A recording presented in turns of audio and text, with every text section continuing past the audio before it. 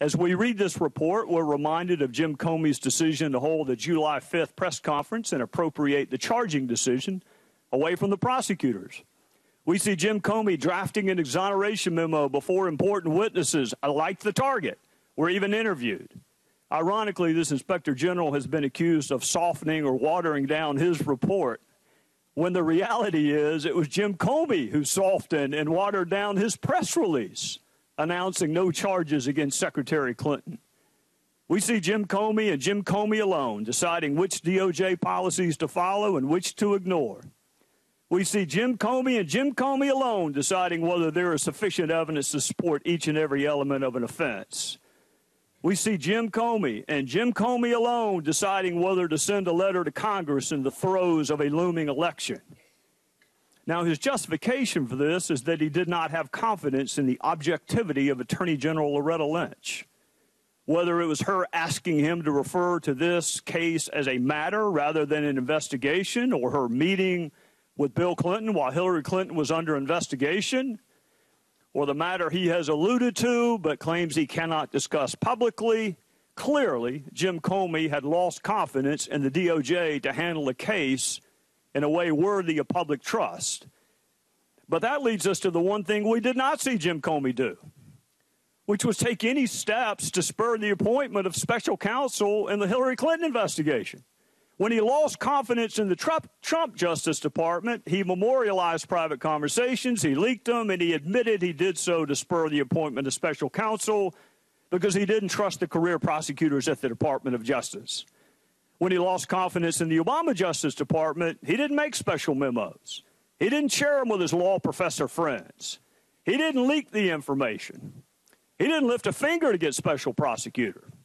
Instead, he appointed himself FBI director, attorney general, special counsel, lead investigator, and the general arbiter of what is good and right in the world, according to him. And one of the last times I spoke with Director Comey was in a committee hearing. We had a pointed exchange on what I thought was the FBI making decisions based in part on politics.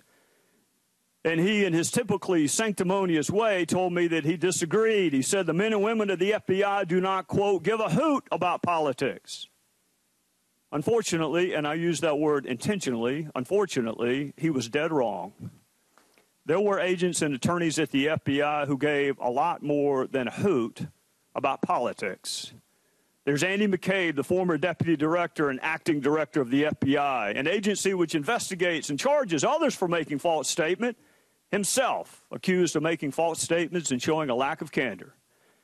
I think I recall, perhaps someone can correct me, but I think I recall some of my Democrat colleagues falling over themselves to offer a job to Andy McCabe when he was let go for making false statements and for a lack of candor. But those same colleagues apparently weren't hiring.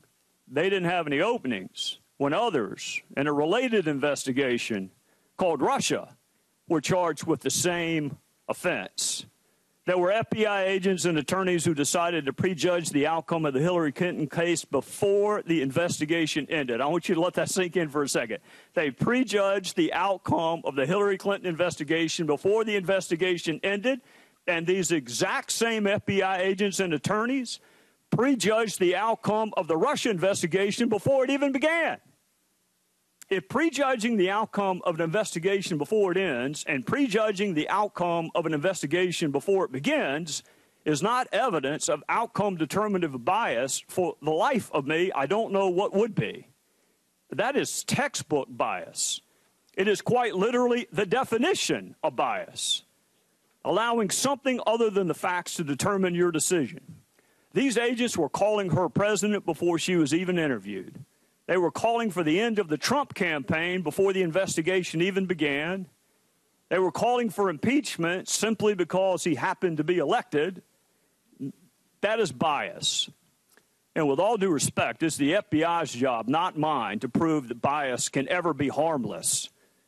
Because I don't agree. I think bias is always harmful.